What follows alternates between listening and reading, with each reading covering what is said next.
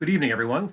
I'm Jim Mundy, historian for the Union League Legacy Foundation, and it is my great pleasure to welcome you to tonight's Library Hour program. The Legacy Foundation is the nonprofit charity of the Union League of Philadelphia, guided by the United States Constitution and the history and values of the Union League itself. The Legacy Foundation inspires and educates League members, students, and the greater Philadelphia community to be engaged and responsible citizens. We accomplish this through exhibits, publications, civic education, and constitutional programs. We accomplish, got that mixed up. We accomplish this through exhibits, publications, civics education, and constitutional programs, scholarships for the citizen leaders of tomorrow, and through lecture programs like tonight's Library Hour. All of the work done through the Legacy Foundation is made possible through voluntary contributions from the individuals who share our values. My thanks to the many who have given the gifts, most especially our founder circle and Lincoln leaders. Before we continue, I have just one housekeeping item to take care of. There will be an opportunity to ask questions of our speaker. This can be done at any time during the program by using the Q&A function on your Zoom screen, which is located in the bottom middle of your screen. Right? We will get you as many questions as we can towards the end of the program. Now, tonight's program is a partnership between the Legacy Foundation and the Institute of Classical Architecture and Art, Philadelphia chapter. And as you can see, we both have a good stake in this program tonight. So briefly though, if you think about it, old Philadelphia went to Bar Harbor, Desert Island, Maine in general. New Philadelphia, which is pretty much the League itself because it's a Civil War institution, New Philadelphia went to Newport. And think of the families, Drexel, Wanamaker, Stotesbury, they were all there at some point. Oh, Berwind, the Elms, for instance. So tonight you're going to hear about the Gilded Age era from Newport that will include members of the League, Horace Trumbauer, and hopefully a lot of good stuff about Philadelphia itself. So with all that, it is my great pleasure to introduce the Secretary and Treasurer of the Institute of Classical Architecture and Art, Mr. Pete Maruca, who will introduce our guest speaker. Pete? Thank you, Jim. Good evening. Thanks to the Union League and the Legacy Foundation for generously collaborating with the Philadelphia chapter of the Institute of Classical Architecture and Art. This is a wonderful audience for us, and I'm honored to welcome you on behalf of the ICAA. The ICAA is a national organization with 15 chapters across the country, headquartered in New York City. We are committed to promoting and preserving the practice, understanding, and appreciation of classical design through public and professional education and a robust network of local and national programmings and networking opportunities. The ICAA's membership represents the diverse and dynamic cross-section of all of those involved with the building arts, from architects and designers to patrons, builders, and artisans. You can learn more about becoming a member at our website, classicist-philadelphia.org. That's classicist-philadelphia.org. We are grateful to include as jewel level sponsors the following firms: Cappelletti Builders, North American Window and Door, Pinemar, Peter Zimmerman Architects, Tradewood Windows and Doors, Archer and Buchanan Architecture, Ernst Brothers Builders, Freeman's Auctioneers and Appraisers, John Milner Architects, Lepage Millwork, Rittenhouse Builders, and Spire Builders. It is with great pleasure that I introduce tonight's speaker. Trudy Cox has been CEO and Executive Director of the Preservation Society of Newport County since December of 1998. The Preservation Society operates 11 historic buildings, including 7 National Historic Landmarks spanning nearly 300 years of American architectural history. Several icons of the Gilded Age are among its most notable properties, including the Breakers and Marble House, designed by Richard Morris Hunt, of course, Rose Cliff by Stanford White, and the Elms by our very, very own Horace Trumbauer. Until the pandemic hit, Coxe oversaw more than 400 full-time and seasonal employees and has directed the growth of the organization's annual operating budget to $26 million. Admissions to more than 1 million annually and membership to 46,000.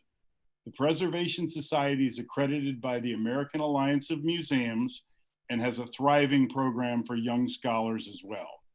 Among her honors, Coxe has received 3 honorary degrees from the University of Rhode Island, from Roger Williams University, and from the Massachusetts Maritime Academy.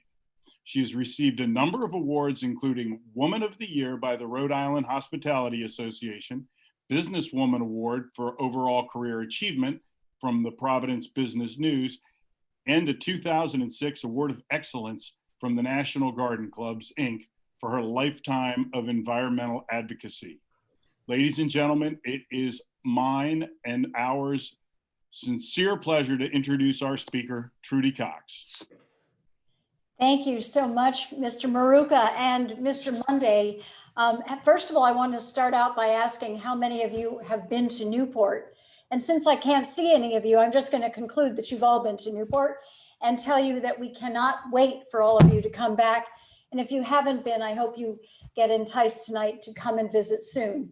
I really thank the Union League and the Philadelphia chapter of the Institute of Classical Architecture and Art. I would much prefer to be in Philadelphia with all of you. And I understand that you have a wonderful clam bake or lobster bake or something afterwards, and I'm missing that too. So I'll have to come back another time. I want to break my speech up into 3 parts tonight.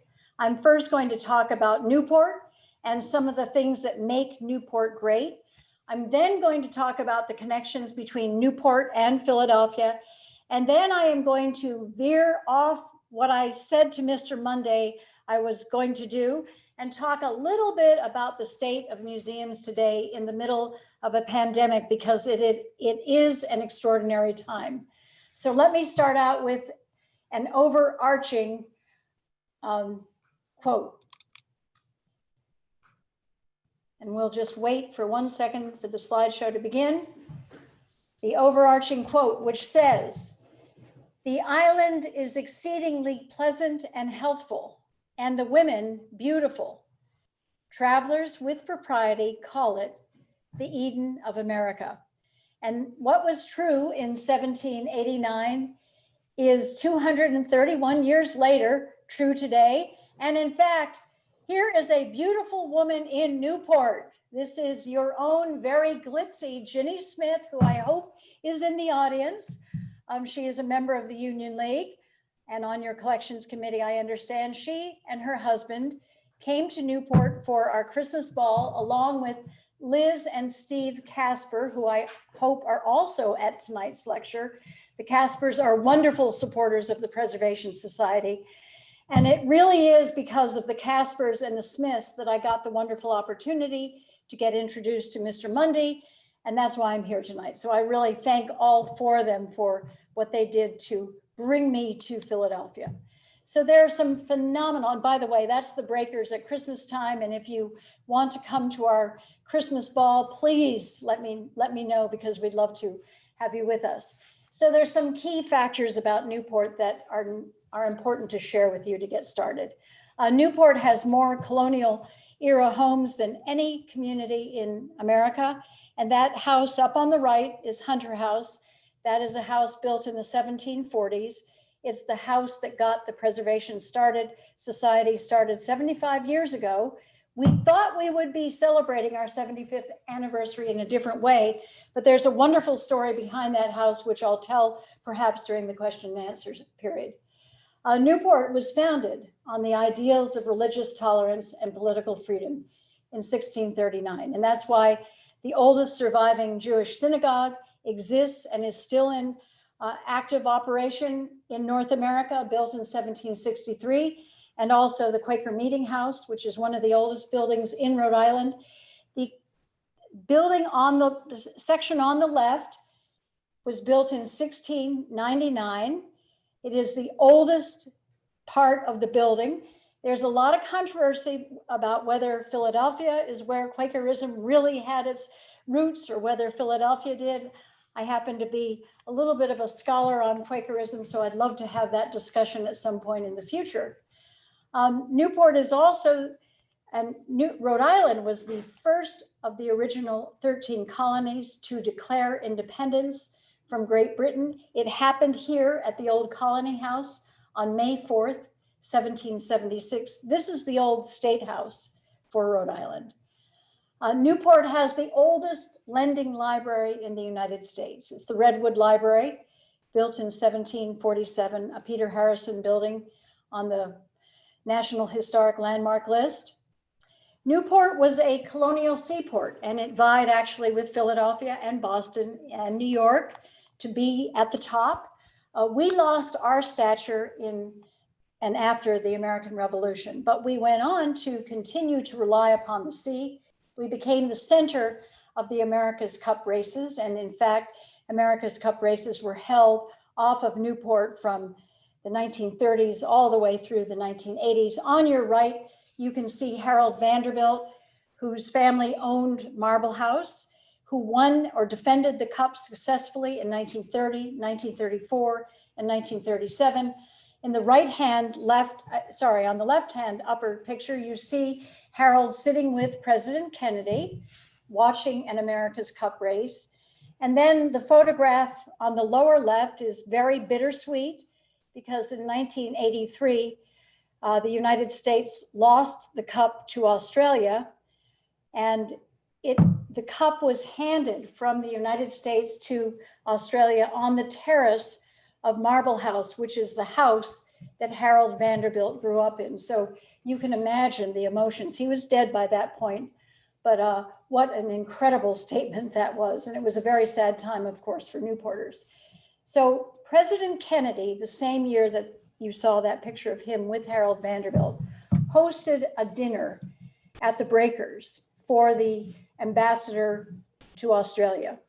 And during that dinner, he made some incredibly important remarks. So I want to play a bit of his speech.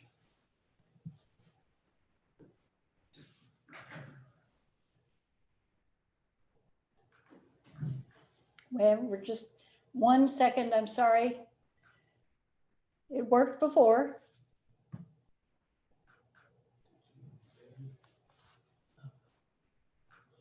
So let me go back and I'm going to read it to you, because the words, I wish you could hear his voice though.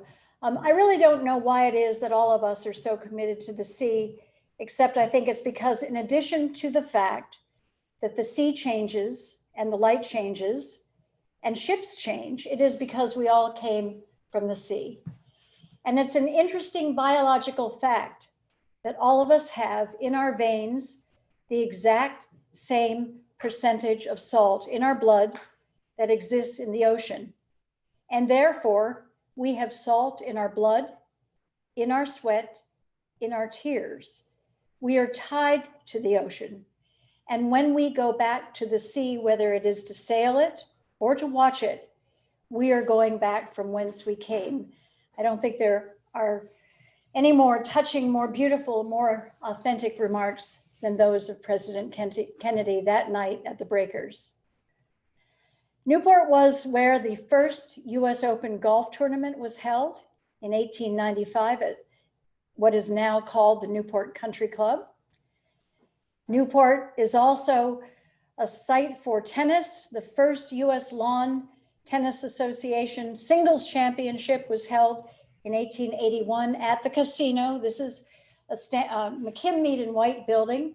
And anyone who has been into Newport knows that that building hasn't changed one bit since it was built. Glorious building. And Newport is known for its music. If the pandemic were not in place right now, we would be enjoying the Newport Music Festival in the Newport Mansions. We would be looking forward a few weeks from now to the Newport Jazz Festival and the Newport Folk Festival. The jazz started in '54, the Folk Festival in 1959. And it was here at the Newport Folk Festival that Bob Dylan just really turned his audience off, his folk aficionados, because he electrified his guitar for the first time, and it was horrors for everybody.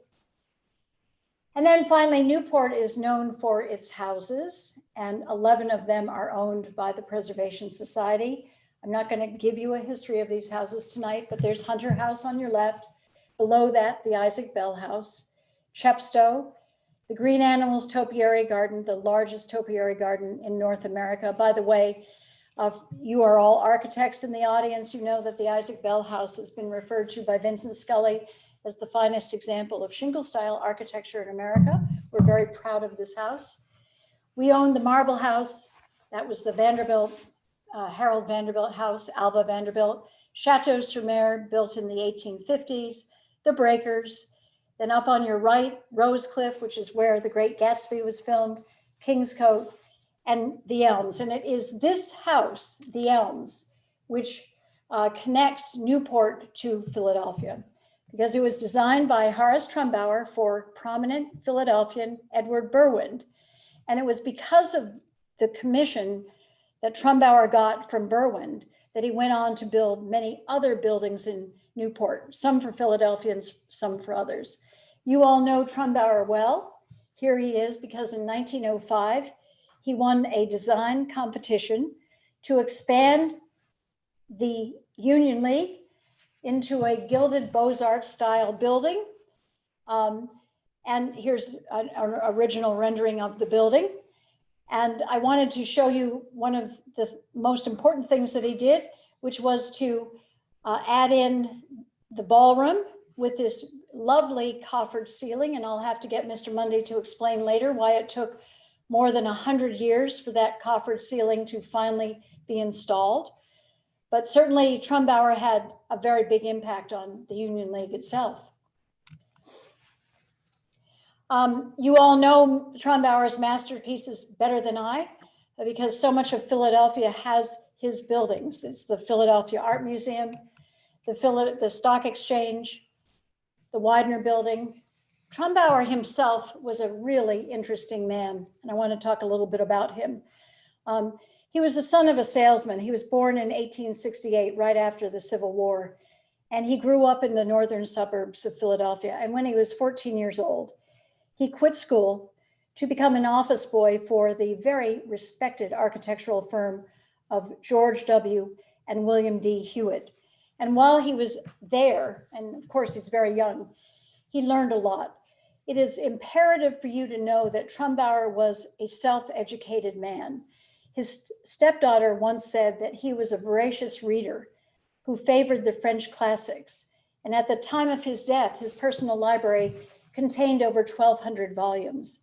However, he had a huge inferiority complex for not having come from a family of money and for lacking a formal education. And it was this inferiority complex that really created a bit of alienation between him and his peers. He lived in fear of sounding uneducated around his very elite clientele. He shunned social engagements. He was not a networker.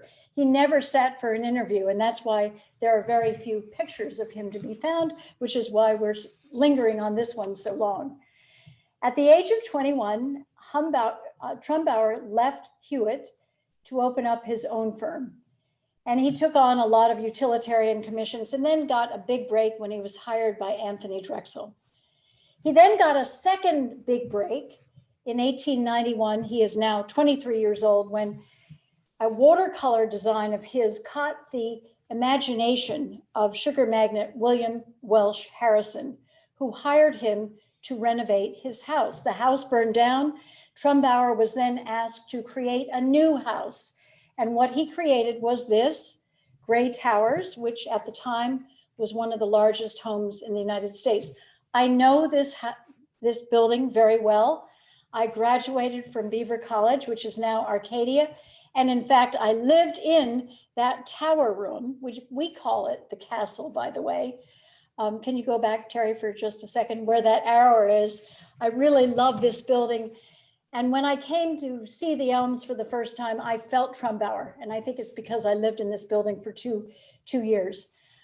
This building created a huge buzz around Trumbauer. He got a lot of high profile commissions out of it. Oh, and I just want to show a little bit more about Beaver before I leave, or Arcadia, and ask you if this coffered ceiling looks a bit familiar to you, because that is within Gray Towers today. And then I was at Beaver several years ago getting an award. And I have to say that the award was given in this room, and I paid more attention to this wowza Gilded Age ceiling than I did to the award, because it is glorious. Trumbauer, I think, at his best. So in 1896, Trumbauer was hired by George W. Elkins to design Chelton House, which is a large stone, half-timbered Elizabethan style house. And here you see it.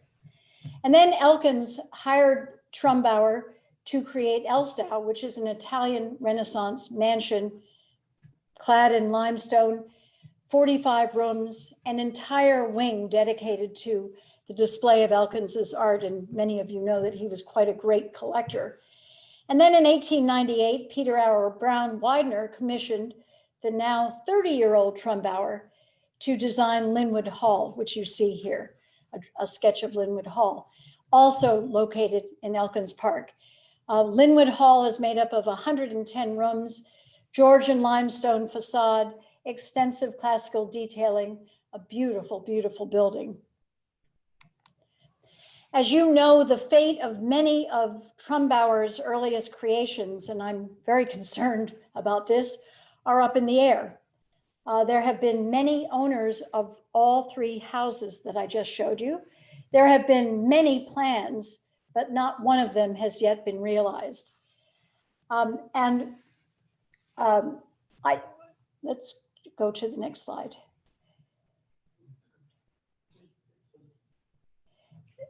So George McNeely, who I hope is in the audience, wrote an article about all three houses, and he quoted Percy Shelley, by saying, "Look on my works, ye mighty, and despair." And in the same article, and George is very close to the Preservation Society, he is the chairman of our Newport Symposium. He concludes in his article that he wrote about those three houses, and I want to read his quote. "These houses were built as great monuments to their owners, but instead we have these vast Gilded Age dinosaurs dozing in their gardens. They can be seen easily from nearby streets. Their futures are uncertain, so now is the time to go and admire them." And I'm showing you the cover of Lost Newport because George's message, I think, is the same that we tried to send when we published Lost Newport, which details out the 59 masterpieces like Linwood and like Chelton House that were lost to arson, to vandalism, to demolition. The message being that it can take years to build phenomenal houses like these and only days to lose them. So we have to be vigilant. I'm an activist. You probably can tell I'm an activist through and through. We have to be vigilant, and houses like the next one, the Elms, remind us why.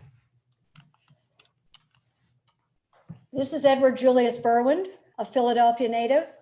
He made his money from coal. He commissioned Trumbauer to design a summer cottage, that's what we call them in Newport. Trumbauer designed the Elms in the style of a French chateau, Chateau d'Agné, which is northwest of Paris. And you can certainly see the influences between Chateau d'Agné and the Elms, very, very similar. The Elms was really a turning point for Trumbauer because it created a real splash. It was a Newport sensation from the moment it was built. It was ended up on the cover of Scientific American. Its gardens too were spectacular. I'll speak more about them later. And one of the things that Trumbauer aimed to do was to create a clear separation between public, private, and service spaces. And a good example of this is this entranceway, service entranceway to the Elms. A pergola hosts such an array of glorious wisteria that if you are a guest looking down on the service entrance, you would never know that there is a lot of hustle and bustle going on. Here's the service entrance itself. Another example, Trumbauer designed an underground railroad tunnel. The tunnel was delivered outside of the walls of the Elms because he did not want his guests to see coal being brought into the Elms, through into a railroad car, along a rail track, a tunnel underneath to the boiler room. Again, even though he made his money from coal, he wasn't going to show it off. He also concentrated on creating centerpiece rooms, and I want to show you three that I think are glorious. Rooms that held a purpose. So here you see a vintage shot of the library at the Elms, where Mr. Berwyn would get together with his friends. They might retire for cigars. I'm sure he made plenty of business deals here. This is a vintage shot of the Elms. This is a shot of the Elms today. I'll explain why there may be a difference in the furniture in a moment. But the second room is the Elms drawing room. This was the most formal room of the house. It is where the Berwyns showed off their best paintings, the best decor. They were trying to send the message that they had good taste and that they could afford fine art. And this is a current view of the drawing room. And that's a glorious ceiling painting, I think you would all agree. And then finally, the third centerpiece room is the dining room. Probably the most important room in the house in Newport anyway. The dining room was the social stage where reputations were made and broken. In 1962, this house, and here's the dining room again today, glorious room. In 1962, this house was slated to be demolished and a strip mall was going to be created in its place. And at the very last moment, 10 women associated with the Preservation Society stepped forward and they saved the property literally from the wrecking ball.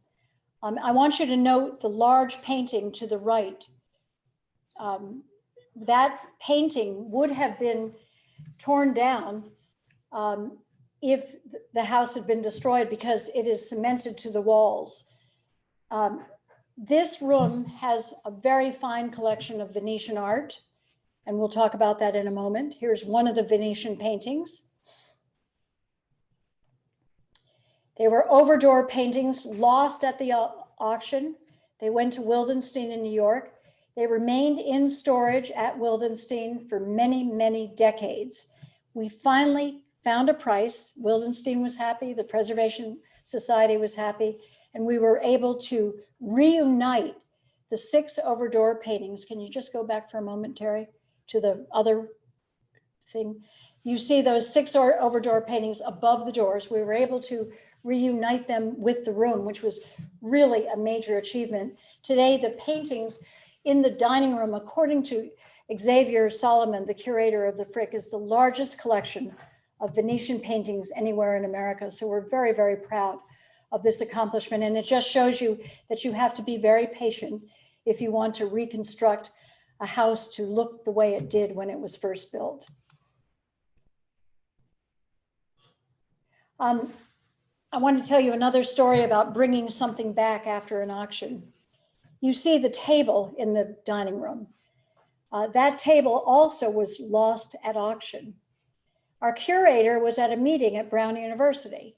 He thought the table looked familiar. He did a little bit of research and learned that it had originally been at the Elms. One of our great benefactors graduated from Brown University and offered to create a reproduction table for Brown if Brown would be willing to give the original to the Elms. And fortunately, Brown University did. So we have not only the original paintings, but also the original table. Most of you know Ogden Codman, the architect and the interior decorator. He wrote a very important book, The Decoration of Houses, with Edith Wharton. And it was Ogden Codman who declared that Horace Trumbauer was the only American architect whose work he admired. So the Gilded Age begins to come to an end. The income tax comes into place. The way that people socialize changes dramatically. And firms like Trumbauer's begin to go out of business, but not his. At the height of his career, he employed roughly 30 people, and he did so by retaining the greatest talent by paying the highest salaries in the region. So he was a good businessman. Probably the most notable employee for Trumbauer was this man, Julian Abel, who was born in 1881. He was the first African-American graduate from the Philadelphia Museum and School of Industrial Arts gaining a certificate in architectural design. He went on to get an architectural degree from the University of Pennsylvania, one of the first Black architecture graduates from Penn. His friends were so impressed with his drive and talent that they nicknamed him Willing and Able. He graduated in 1902 from Penn, did the obligatory tour through Europe, came back and began to work as a junior architect for Horace Trumbauer. Here you see Trumbauer with Abel. They were great, great friends and collaborators. And in fact, a year after Abel started working for Trumbauer, he was promoted to be senior designer, responsible for overseeing all projects. And he spent his entire career working for Trumbauer. Of the hundreds of buildings that he helped design, some of the most notable can be found at Duke University, which ironically was an institution at the time that Trumbauer was working with Duke, which was for whites only. Abel once said he considered himself an artiste beyond racial classification, neither Black nor white.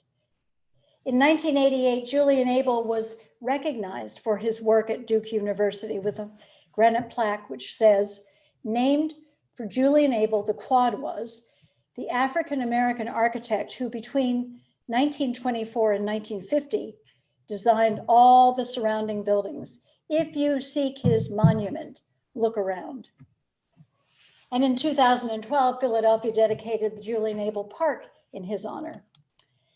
So as I've indicated, some really great Philadelphia families helped launch Trumbauer, created great estates in both Philadelphia and Newport, anchoring themselves in society by building such grand houses and helping anchor Trumbauer and in the history of each city. One of the non-residential projects commissioned by the Weiner family included the Ritz-Carlton Hotel in Philadelphia for George D. Weiner III. You'll have to tell me, Mr. Mundy, if it's true. The story is that Weiner's wife was purportedly scolded for lighting a cigarette at the Bellevue Stratford, so Weiner hired Trumbauer to build his own hotel. And then you know this building too, the Weiner Memorial Industrial Training School for Crippled Children. It was designed in 1902 in the memory of Weiner's wife and is today used for special education purposes. And in Newport, Miramar, which was built for Mrs. Hamilton Rice, also known as Eleanor Elkins Weiner, who married Alexander Hamilton Rice in 1915 after her first husband, George Weiner, and her son, Harry, died on the Titanic. And Mrs. Weiner was on board. She was saved in a lifeboat, but she had to live the rest of her life with a horrifying story of losing both her husband and her son. In Newport, Trumbauer designed Miramar. It means in Spanish, look to the sea. It is the fourth largest cottage in Newport, 30,892 square feet. It contains 27 bedrooms, 14 bathrooms. It is designed to entertain up to 700 people, and the wine cellar is large enough to hold 10,000 bottles. And I've seen the wine cellar, and that's true. Miramar was purchased and restored by a former Philadelphian, David B. Ford, in 2006. Believe me when I tell you, David spent so much energy and devoted so much attention and love to restoring this building.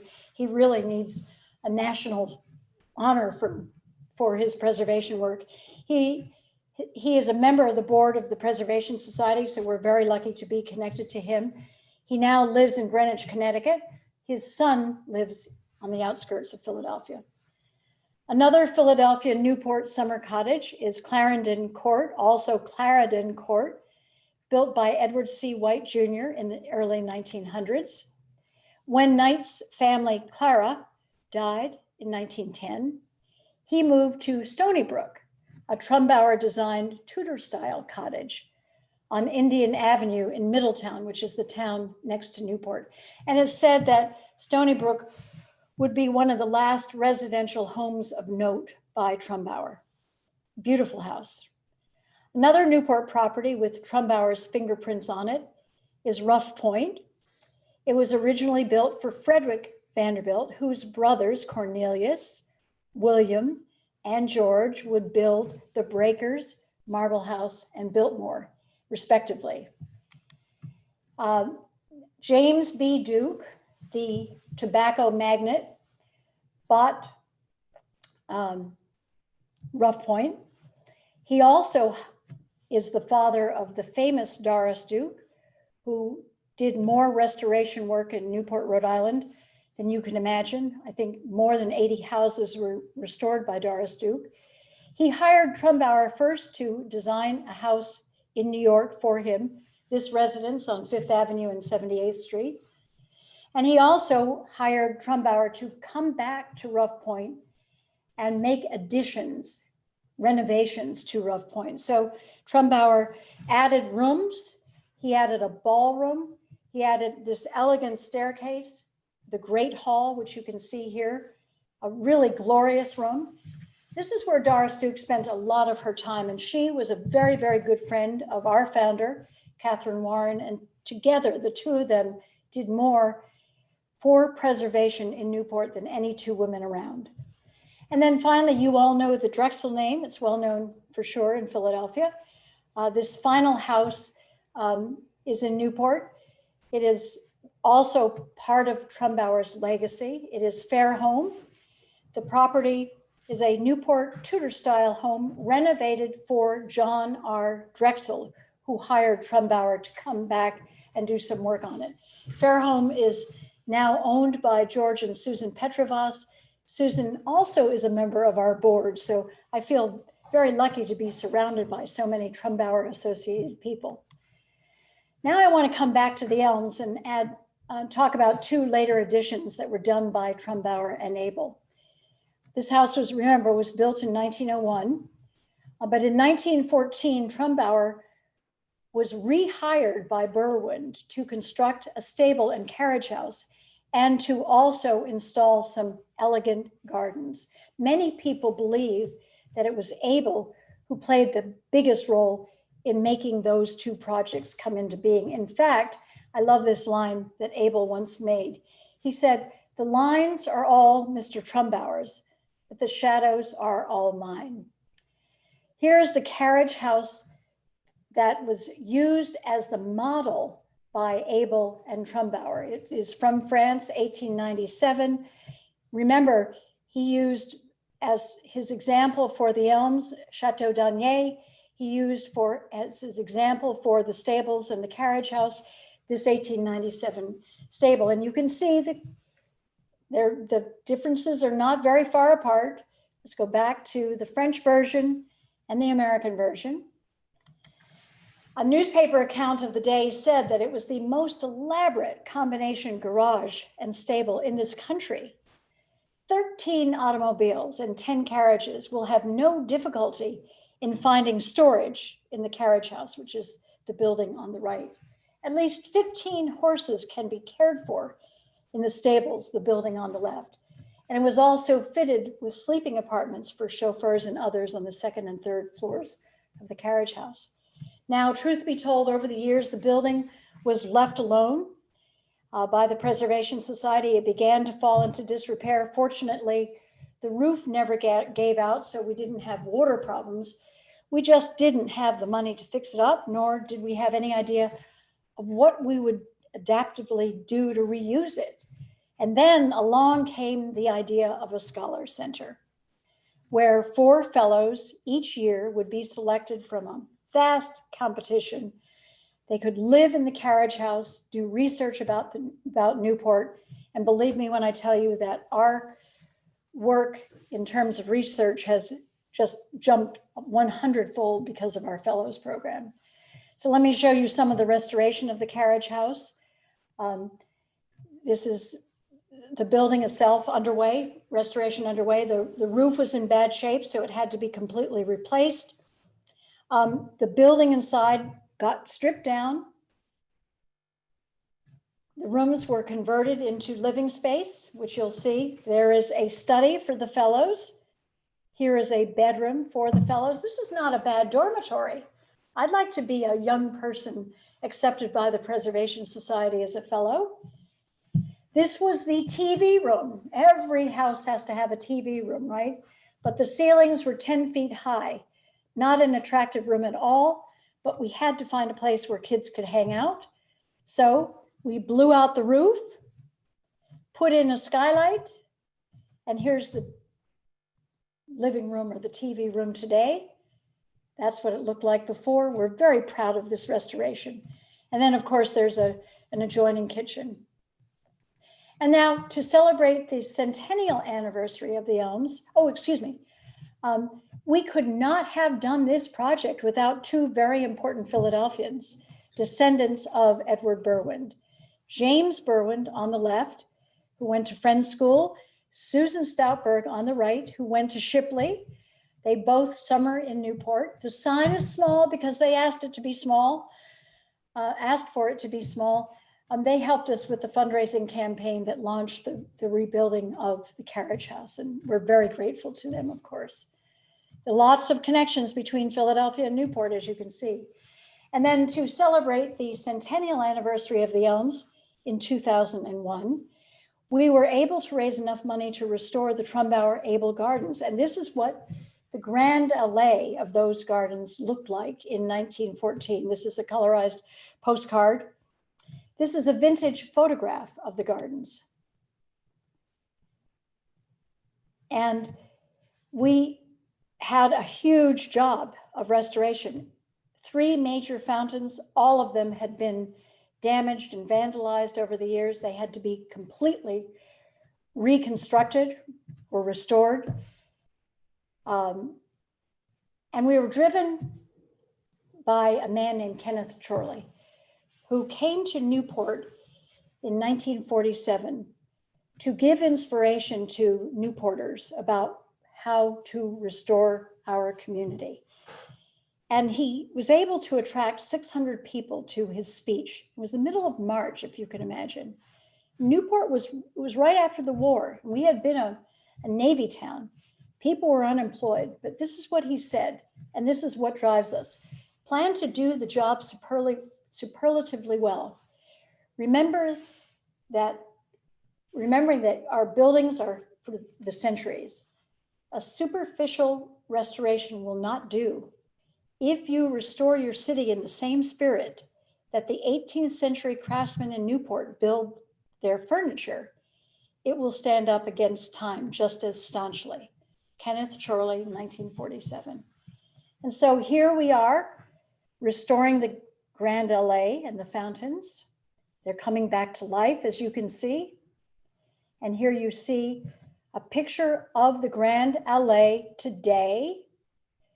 That's what it looked like in 1914. That's what it looked like today. I think if Kenneth Chorley were around, he would be very proud of the Preservation Society. All of these fountains, statuary, restored during that restoration project to celebrate the centennial. We're very proud of this. Now, part of the garden is the Sunken Garden, and this is what it looked like in 1914. And over the years, I admit, we turned it into a mulch heap. It was covered with mulch. That's where our garden department threw away everything. We lost that garden, so we had to bring it back. And here's our staff creating those wonderful curlicue beds. You can see in the next picture, one on the very right, just along the edge of the photograph, wonderful little boxwood. This garden is a lot of work, by the way. This picture was taken last week. Again, Chorley said, if you're gonna do it, you gotta do it well. And I think this is a good example of doing restoration, preservation well. Now, the restoration of the Elms Garden motivated the Preservation Society to do something that would seem obvious, but something that wasn't what we were paying attention to at the time. And that was that you really have to link the landscapes with the buildings. That when these buildings and landscapes were designed, they were a single unit. And so we hired a curator for historic landscapes, which is very unusual for a historic house museum, and began to connect the buildings with the grounds in order to tell a bigger story. So I'm going to jump over to the Breakers because several years ago, we built a welcome center at the Breakers to accommodate close to 450,000 visitors who come every year. And that resulted in our beginning to do a major rehabilitation of 13 acres of landscape at the Breakers. This is the Welcome Center. This is the first phase of the landscape project, which we finished in 2019. We could not have done this project without another Philadelphian, Archie Van Buren, who lives in Chestnut Hill. And it was the Van Buren Charitable Foundation, which was the first gift that helped with the restoration of these gardens. There's Archie's mother, Happy Van Buren, in the middle, cutting the ribbon. Let me show you what the garden looked like. This is what it looked like a year and a half ago. No, 2 years ago. This is what it looks like today. This is what it looked like 2 years ago. This is what it looks like today. And today. 2.5 years ago, this is what it looks like today. We have completed, that's the Serpentine Path, built, designed by Ernest Bowditch, who also did Tuxedo Park, and it is not as well known as the Olmsted Brothers, but is as important a landscape architect, and we are so proud to be able to bring back some examples of his work. So there's the Serpentine Path today, and we will continue over the next few years to restore the landscape of this area. So now on to part 3. And I really stand before you as a messenger back from the front lines of a war zone because life in a pandemic is scary and exhausting. I'm looking at the chief of staff right now and we're both exhausted. I suspect that all of you, because you are associated with architecture, many of you are, I have a favorite museum or maybe a favorite historic house that you contribute to. Maybe you are on the board, maybe you're a volunteer. There are 30,000 museums in America, 18,000 of which are historic house museums, like the Preservation Society. History is taught less and less in schools, you know that, and much more focus is currently put on STEM learning, which is fine. But because of this, I do fear for the arts and cultural activities, for history, for architecture. And it's, I think, this fear that makes us at the Preservation Society want to do the best job that we can in educating, not just adults, but young people, children as well. Because in a sense, our buildings have become de facto classrooms, places where we can tell stories in a neutral, non-political environment, and where hopefully we can make learning history fun. So when the pandemic hit in mid-March, I would venture to say that very few historic house museums in America that were rolling in dough. And in the case of the Preservation Society, we earn every single penny that we have.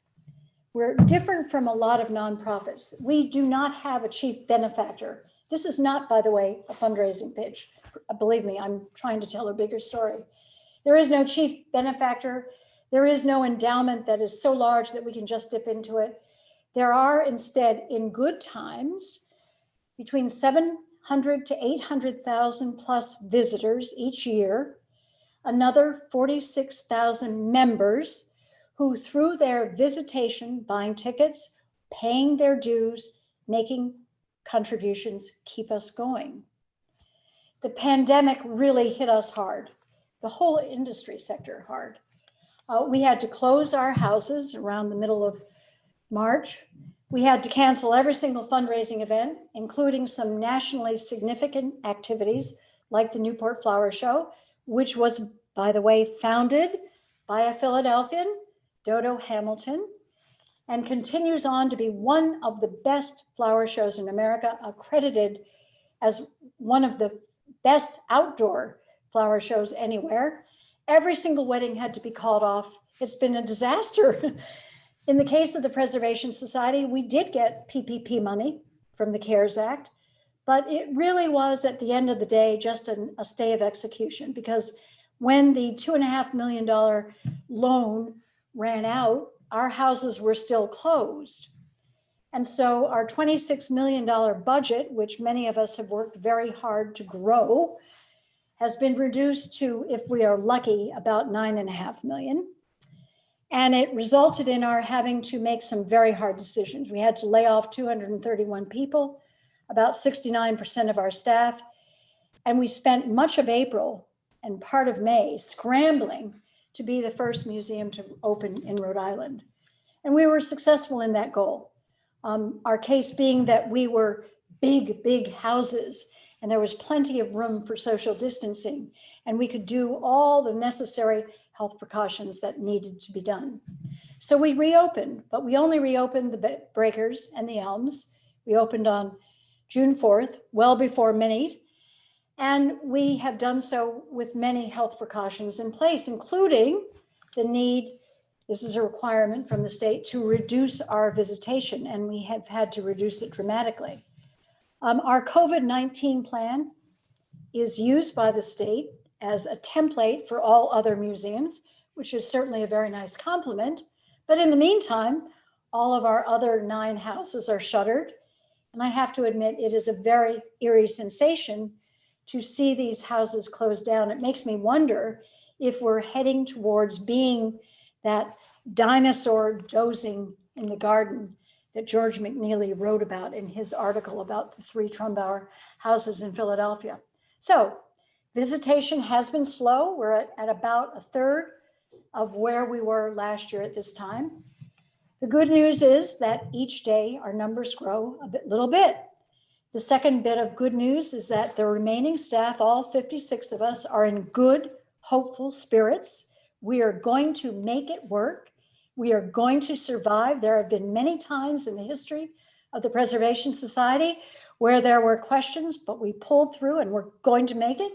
And a third piece of good news is that we started Project Relaunch and asked our donors to help pay for the salaries of those people working on the front lines in the Elms and in the Breakers. So, for example, to employ 25 people at the Elms or 25 people at the Breakers, it costs about $15,000 a week to keep the house open. At this point, and I want to thank the Caspers and I want to thank the Smiths for helping us, we have raised enough money to keep our staff working through the middle of February. So we're doing pretty well. Trudy, So you must be wondering, why am I telling you this? Hey, Trudy, Yes. can you hear me? You've only got about 5 minutes left for Q&A. So just to Okay. Get to We're that. coming out with a book in October, and in it, I talked in my final chapter about our future as museums. You know, will we all go into disrepair? Will our buildings be torn down? Will our collections be dispersed to the wind? This is a national conversation that people like you really can help advance. We have some huge challenges ahead. It all happened so much more quickly than anybody expected. So who we are, why we are important, these are questions that I hope all of you will begin to ask you and your friends. We need to save houses like Trumbauer's, like the Elms, like all of the houses that I've just shown you. I want to thank you very much for this tremendous opportunity. Lots of connections between Philadelphia and Newport, the personalities, the architects. These are 2 phenomenal communities, and I'm so very proud to have had the chance to be with you tonight.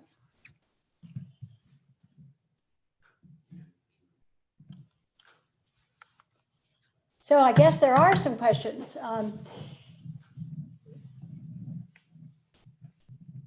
Speaking of wine, will you be discussing the Eleanor Elkins Widener Rice Home? The recent Robert Montgomery Scott bio referred to a Trumbauer designed 1,200 bottle champagne cooler there. Fact or fiction? And I would have to defer to Mr. Monday on that one because I don't know. But that sounds like a very interesting book to read. How does the Redwood Library make its, sorry, it's going too fast. Oh, dear me. We have to slow down the car. They're speeding. Okay. You know, I can't tell you how the Redwood Library makes its claim, but that is the claim that it makes, that it is the oldest private lending library in the country. But I will check it out and see about the Library Company of Philadelphia, is what you're saying. Okay, so wait, just slow down. Many non-Newporters think that Doris Duke, in a fit of pique, failed to support the Preservation Society, establishing her own historic preservation group instead. Could you correct that misapprehension? And second, set the record straight on Miss Duke's activities in Newport. Yes, that is simply not correct. Doris Duke and Catherine Warren and Countess Shoshani and all of the early founders of the Preservation Society from the mid-1940s all the way through the death of Catherine Warren, our founder, in the mid-1970s. They were great friends. They were great pals. There's a story, and that's hard to define, that Doris Duke decided to take the colonial part of Newport, and Catherine Warren decided to handle the Gilded Age part of Newport. But I do not know of any fit of pique. I do know that they were very, very good friends, and they worked really closely together. You've mentioned George McNeely's scholarly contributions. Another Philadelphian has recently restored Hope Dean, his private Newport mansion. Are other Philadelphians currently active in preserving Newport's heritage? Well, you're referring to Nick Schorsch, who has restored Hope Dean. We have, by the way, an easement on that house, so we get to see the house every year to make sure that he hasn't veered off, and he's done a phenomenal job. And as you know, he has also created an automobile museum called the O'Drain and restored the O'Drain building, which is a phenomenal one.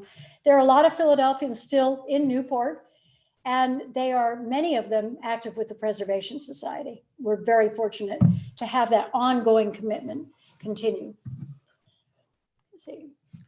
Okay, hey, Trudy, we're down to 2 minutes, so you got one more question. What is your favorite of the Newport mansions, and which chateau outside of Paris would you recommend visiting? Oh my heavens, my favorite of the Newport mansions is like choosing amongst 11 of my children. I don't have 11 children, but you know, it really depends on the day. I really love the Elms because I can see any of us living in that house easily. I really love Hunter House, not only because of its importance in the history of the Preservation Society, but because it's just, the Hunter House was going to be dismantled and the interior paneling of that house taken to the Met. And that's what motivated the founding of the Preservation Society, a group of women saying, you will not take Hunter House out of Newport. So I'm very fond of that house. I'm very fond of the Isaac Bell House because it truly is a spectacular shingle style house. And I love our topiary garden. So I'm not answering the question very well. No, you did just fine, Trudy. So thank you very much. And we've come to 7 o'clock. So it's time for us to say goodbye, but not until we thank you very, very much for just this extraordinary travel through Newport that included Philadelphia, Trumbauer, the league members and stuff like that. It really was a lot of fun. And hopefully we'll all get up there to see them all someday. Please call and we will roll out the carpet for all of you. Thank you. We'll do our best. And of course, please, come back, come down to Philadelphia. So there you go. All right. Hopefully we'll hook up sometime. So thank you again and stay well and stay safe. Thank you very much, Mr. Monday. Pleasure to work with you. No, the pleasure's ours and as the honor as well. So folks, thank you all for being with us as we say goodbye to Trudy Cox and Newport. We have 2 more July programs left. On July 22nd, a civil roundtable with Colonel Harold Knudsen talking about one of the most enigmatic figures in the war itself, General James Longstreet in the Confederate Army. So, and it should be absolutely fascinating because Longstreet's a fascinating character. And then on July the 29th, we're having a program on the effect of the COVID virus on professional sports. We have Harry Donahue, Fran Dunphy, and Gary Dorsheimer at this point talking about that. So it should be a really, really fun program on that one. So thank you all for being with us this evening. We really do appreciate your time and attention, and we hope to see you again sometime. So in the meantime, as we said, stay safe and stay well, and have a good night. Take care.